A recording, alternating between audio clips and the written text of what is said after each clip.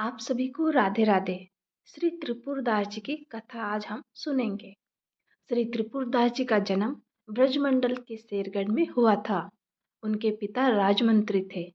बचपन से ही त्रिपुरदास जी में भक्ति के संस्कार थे और एक बार वे अपने पिता के साथ आगरा से किसी कार्य के लिए गिरिराज गोवर्धन जी आए थे। यहाँ उन्होंने ठाकुर जी श्रीनाथ जी के दर्शन किए और उनके दर्शन सुंदर रूप को देखकर बहुत आकर्षित हो गए। उन्होंने यह ठान लिया कि वे अब वापस नहीं जाएंगे, बल्कि रोज इन्हीं के दर्शन करेंगे और इन्हीं के पास रहेंगे। जो बचपन से ही भक्ति का जो बीज होता है वो पूर्ववर्त, जैसा महाराज जी हमें बताते हैं कि पूर्व में किया हुआ जो भजन होता है उसमें कोई त्रुटि होती है, कुछ अधूरा होता है तो हमें वो जन्म लेना पड़ता है। इसी का ये कारण होता है कि बचपन से हमारे अंदर भक्ति का बीज है जो पनपने लगता है। उनके पिता ने वहाँ अपने किसी परिचित से कहा कि यह बालक हटकरा है तो वे उसे कुछ दिनों के लिए अपने पास ही रख ले। वहाँ पर जो पुजारी जी थे, पंडित जी थे, उनको कहा। वे अपने पुत्र को वहीं छोड़कर वापस लौटने के लिए निकल पड़े। रास्ते में कुछ शत्रु दल के सैनिकों ने उन्हें घेर लिया और उन्हें मार डाला। ये भी प्रभु की लीला होती है कि प्रभु अब किसी का सहारा नहीं, दूसरिया कोई रखते ही नहीं है प्रभु, मात्र अकेला। भक्तों के जीवन में विपत्तियां प्राय प्रारंभ से हो ही जाती है और आती भी है। जब त्रिपुरदास जी ने सुना कि उनके पिता को शत्रु दल ने मार डाला तो उन्होंने श्रीनाथ जी की ओर देखा और कहा, अब आप ही मेरे पिता, मित्र और मेरा सब कुछ हो।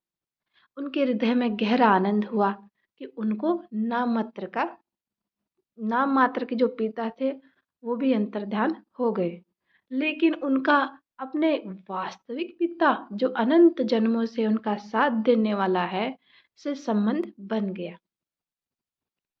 अब उनका केवल श्रीनाथ जी पर ही विश्वास था और वे निश्चिंत हो गए।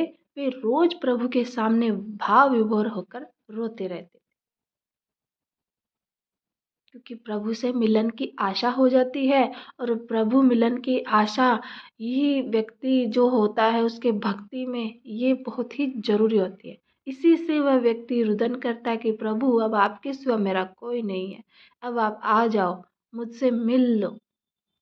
और इसी प्रकार एक दिन जब वल्लभाचार्य महाप्रभु जिन्होंने श्रीनाथ जी को प्रकट किया था, उन्होंने ठाकुर जी की सेवा में आए तो उन्होंने देखा कि यह बालक ठाकुर जी को देखकर रोता रहता है। वल्लभाचार्य जी ने अपने अनुयायियों से पूछा और उन्होंने बताया गया कि यह एक राजमंत्री का पुत्र है जिसके पिता यात्रा के दौरान मारे गए और वह श्रीनाथ जी में बहुत आसक्त है। श्री त्रिपुरदास जी ने श्री वल्लभाचार्य जी को साष्टांग दंडवत किया और कहा, प्रभु मैं एक अनाथ बालक हूँ और मेरे नाथ केवल श्रीनाथ जी ही हैं, मुझे स्वीकार कर लीजिए। अब देखिए, ये ऐसे वाक्य, ऐसे शब्द जो कि समझाने से पढ़ाने से नहीं आते हैं, ये प्रभु कृपा से ही आते हैं, ये प्रभु कृपा से ही बोलना आता है। हमारे जो शब्द होते हैं उन्हीं से ये ज्ञात होता है कि ये कितना भक्ति में लीन है। और इसी के कारण वल्लभाचार्य जी बहुत प्रसन्न हुए और उन्होंने त्रिपुरदास जी को दीक्षा दे दी।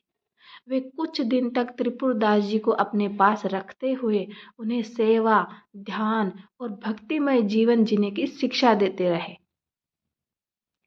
फिर उन्होंने उन्हें वापस जाने का आदेश दे दिया और आशीर्वाद दिया कि वे श्रीनाथ जी की सेवा और चिंतन करते हुए जीवन व्यतीत करें।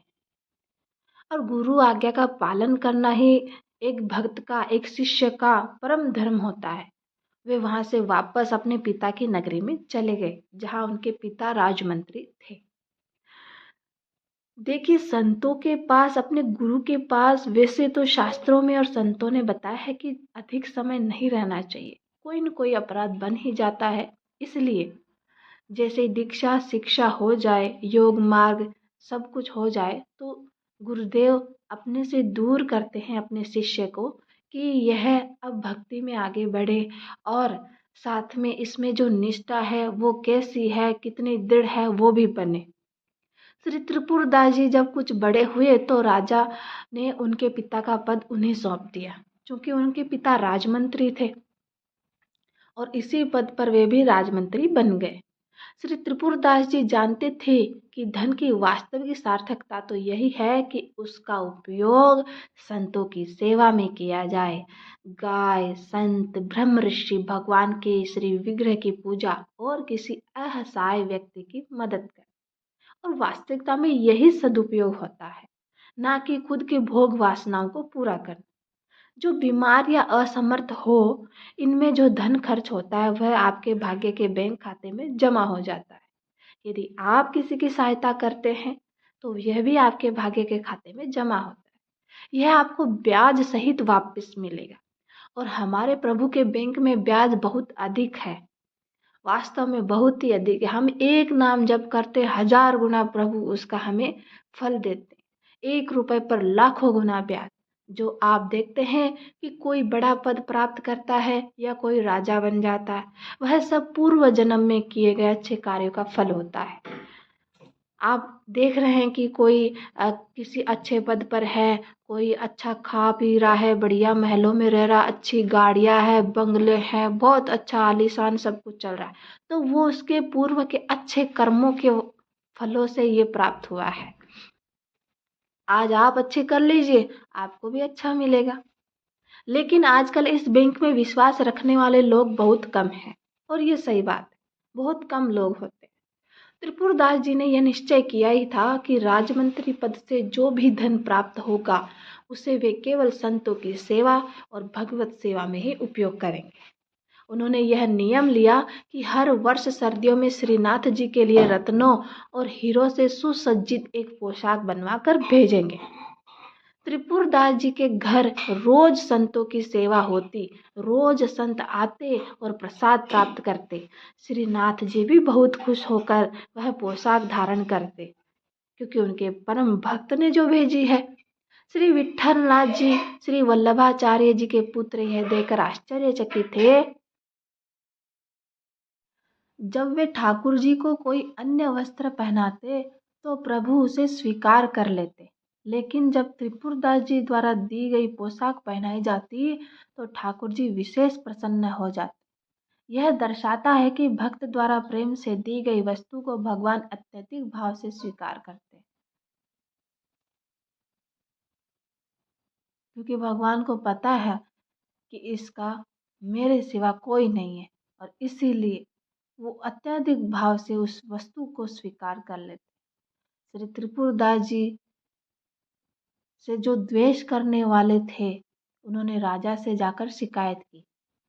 वे राजमंत्री होने का फायदा उठाकर राजधन का दुरुपयोग करते हैं, ऐसी शिकायत कर दी। उनका आरोप था कि त्रिपुरदास जी राजधन से साधु संतों को खिलाते पिलाते हैं और राज खजाने से धन चुराते हैं। राजा की बुद्धि प्रभावित हुई और उसने आदेश दिया कि त्रिपुरदास जी की सारी संपत्ति जब्त कर ली जाए। परिणाम यह निकला कि उनके घर में भोजन के लिए बर्तन तक नहीं रहे, उनके पास खाने के लिए एक दाना भी नहीं बचा। अब वे अत्यधिक गरीबी और कष्ट में अपना जीवन यापन करने लगे। भगवान देते हैं तो बहुत सारा देते हैं, और जब भगवान हरण करते हैं तो सब कुछ कर लेते हैं।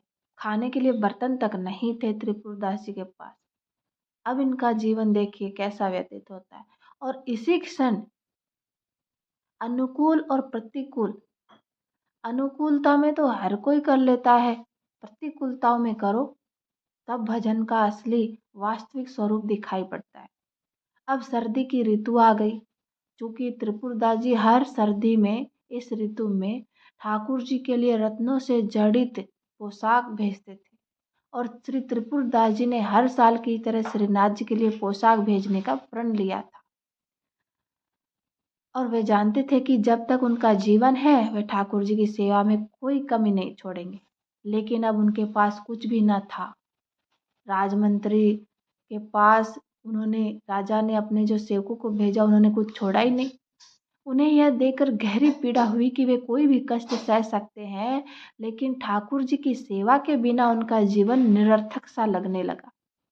वे बहुत दुखी हुए, क्योंकि जब सिर्फ भगवान ही भक्त का होता है और तब उसको ये होता है कि मैं ये कर नहीं पा रहा, और ठाकुर जी से विनय करने लगे, हे प्रभु, मैं सभी कष्ट सह सकता हूँ, लेकिन आपकी सेवा के बिना मैं नहीं जी सकता। इतने में उनकी नज़र ऊपर रखी एक दवात पर पड़ी। दवात जो होती है, पहले दवात से ही लिखा करते थे, आजकल तो पेन चलने लग गए। वह दवात पीतल की थी और त्रिपुरदास जी को यह ख्याल आया कि शायद यह कुछ सिक्कों में बिक जाए। उन्होंने यह दवात उठाई और बाजार में बेचने के लिए गए, सोचते हुए कि अगर वह बिक गई तो उन्हें थोड़ी सी रकम मिल जाएगी और वे श्रीनाथ जी के लिए पोशाक भेजने का अपना नियम पूरा कर सकेंगे। त्रिपुरदास जी को उस दवात के बदले 1 रुपया मिला, जिसे लेकर वह एक कपड़े की दुकान में गए। वहां उन्होंने एक साधारण कपड़ा खरीदा। चूंकि रकम बहुत ही कम थी, 1 रुपया। अब 1 रुपये में कितना कपड़ा आ सकता है? महंगा तो जाने दो, हीरे जवाहरात तो जाने दो, रत्न जटित तो जाने दो, साधारण सा कपड़ा था, वो भी बहुत ही कम आया, और 1 रुपये में। यह थी परीक्षा की घड़ी त्रिपुरदास जी के जीवन में। अब इसे आगे सुनिए। उस सफेद कपड़े को उन्होंने खुद लाल रंग से रंगा, लेकिन रंगते वक्त उनके आंसू थमे नहीं, रोते हुए, रुदन होते हुए, और वह आंसू उस कपड़े पर गिर रहे थे। वे प्रभु से कहने लगे, हे नाथ, यह तो इतना साधारण और मोटा कपड़ा है जो आपके सेवकों के भी लायक नहीं है। देखिए, प्रभु के लिए अच्छा से अच्छा, महत्व से महत्वशाली जो वस्तु, जो कपड़ा हो, वो देना, परंतु आज ऐसी अवस्था हो गई कि जो सेवकों के भी लायक नहीं है, वो देना पड़ रहा है। मैं इसे कैसे आपके चरणों में अर्पित करूं? किंतु यह कपड़ा रंग कर अपने पास रख लिया।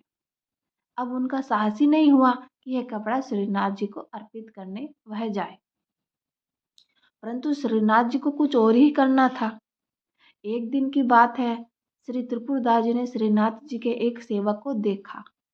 उन्होंने सेवक को प्रणाम किया और उसे अपने घर ले आए, जिस कुटिया में रहते थे। उनके घर में खाने पीने का कोई उचित प्रबंध नहीं था, फिर भी त्रिपुरदास जी ने बहुत संकोच के साथ वह लाल रंग का कपड़ा निकाला और हाथ जोड़कर कहा, मेरी यह प्रतिज्ञा थी कि मैं हर वर्ष श्रीनाथ जी को पोशाक भेजूंगा, लेकिन विधि का विधान ऐसा ही है।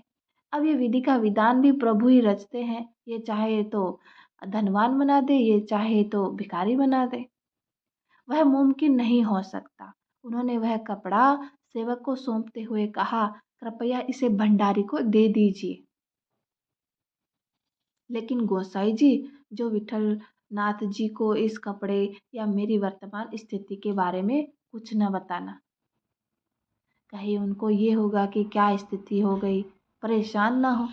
भंडारी जैसा उचित समझे वैसा इसको उपयोग में कर लेगा। भंडारी क्या ही उपयोग में लेगा? भंडारी हाथ पोंछने के या किसी बर्तन को पकड़ने उठाने में, इधर से उधर रखने में, इसी में उपयोग कर सकता है। किंतु दे दिया उन्होंने, जो हाथों से रंगा था, अपने आंसुओं से भिगो भिगो के, वो उन्होंने वस्त्र दे दिया सेवक को। सेवक ने वह वस्त्र ले जाकर भंडारी को दे दिया और त्रिपुरदास जी की दीनहीन स्थिति के बारे में बताकर कहा कि इस सेवा का अपमान न किया जाए। भंडारी ने उस कपड़े का सम्मान पूर्वक उपयोग करते हुए उसे जो ठाकुर जी की अन्य पोशाकों को लपेटने की जो अलमारी में रख दिया था, जो कपड़ों को लपेट कर फिर रखा जाता है, जो भारी अच्छे मूल्यवान वस्त्र होते हैं, उनको लपेट कर फिर रखा जाता है। और भंडारी को सेवक ने यह भी कहा कि इसको किसी अच्छे उपयोग में लेना, ना कि हाथ वगैरह पोंछने में। सर्दी का समय था। एक दिन श्रीनाथ जी श्रृंगार के बाद अचानक कांपने लगे। प्रभु की लीला है। जब श्री विठल नाथ जी गोसाई जी चरण सेवा में गए तो ठाकुर जी ने उनसे कहा, मुझे बहुत जोर की ठंड लग रही है। विठल नाथ जी ने तुरंत ठाकुर जी को महंगे गर्म वस्त्र पहनाए, लेकिन ठाकुर जी फिर भी बोले, बहुत ठंड लग रही है, बहुत ठंड लग रही है। इस पर श्री विठल नाथ जी ने तुरंत अंगीठी जलाकर ठाकुर जी के पास रखी। अंगीठी जो कि जिसमें थोड़े से कोयले जला कर रख दिए तो उससे क्या गर्माहट होती है। आजकल तो हीटर चल गए हैं, पहले हीटर कहाँ थे। तो उससे गर्माहट हो जाए, ठाकुर जी को ठंड ना लगे। लेकिन ठाकुर जी फिर भी कांपते हुए बोल रहे हैं कि मुझे तो ठंड लग रही है। गुसाई जी समझ गए कि यह साधारण ठंड नहीं है, यह तो किसी भक्त के हृदय की पीड़ा का संकेत है। और प्रभु क्या कराना चाहते हैं? गुसाई जी बहुत संकुचित होकर बोले, प्रभु अब क्या उपाय करूं मैं, आप ही कुछ बता दीजिए। मैंने तो आपको गर्म पोशाक पहना दी और अंगीठी भी आपके पास रख दी, फिर भी आप कह रहे हैं कि आपको ठंड लग रही है। क्योंकि प्रभु को तो अपने भक्त का दिया हुआ वह वस्त्र पहनना था जो भाव से, प्रेम से और आंसुओं से भीगा हुआ था। विठल नाथ जी को विचार आया कि कहीं किसी भक्त के भेजे हुए वस्त्र का अपमान तो नहीं हो रहा है। और ये विचार भी प्रभु कृपा से ही आया। ठाकुर जी ने उनको ये विचार दिया। और फिर क्या होना था, उन्होंने सेवकों को बुलाकर कहा, तत्काल बही खाता लाओ और देखो कि इस वर्ष किस किस की पोशाक आई है। कई बार ऐसा होता है कि जो किसी भक्त की पोशाक आई हुई रहती है और पहना नहीं पाते हैं, और किसकी नहीं आई। सेवकों ने बही खाते में से सभी नाम सुनाए, लेकिन श्री त्रिपुरदास जी का नाम उसमें नहीं था।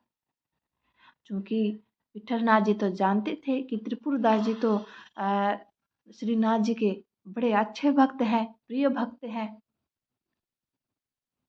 उन्होंने पूछा, विठलनाथ जी ने पूछा, आपने त्रिपुरदास जी का नाम क्यों नहीं सुनाया? वह तो हर वर्ष ठाकुर जी के लिए पोशाक भेजते थे। अब तो सच सामने आना ही था कि राजमंत्री पद पर थे, संतों की सेवा करते थे, संतों को भोजन पवाते थे, ठाकुर जी के सेवा में लगे रहते। तो क्या हुआ, राजा के कुछ मंत्री थे, उन्होंने जाके राजा को बता दिया इधर का उधर, और उन्होंने सब कुछ छीन लिया।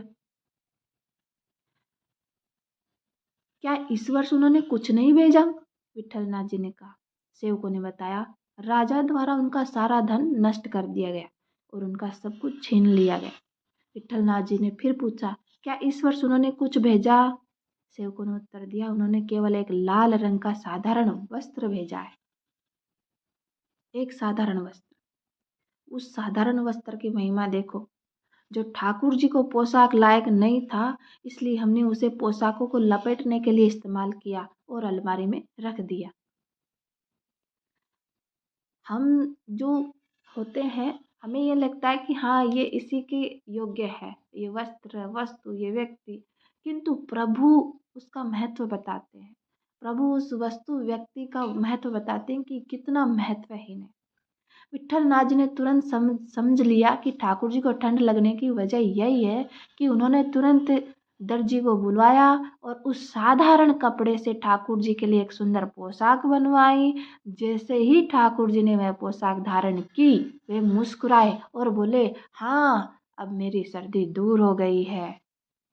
अब बताइए, इतने भारी, इतने मूल्यवान जो वस्त्र थे, उनसे सर्दी नहीं ठहरी, उनकी अंगीठी जला दी, उससे सर्दी नहीं ठहरी, और इस लाल कपड़े से ठहरी। तो ये होता है भाव। प्रभु भाव के भूखे हैं। जय जय श्री राधे।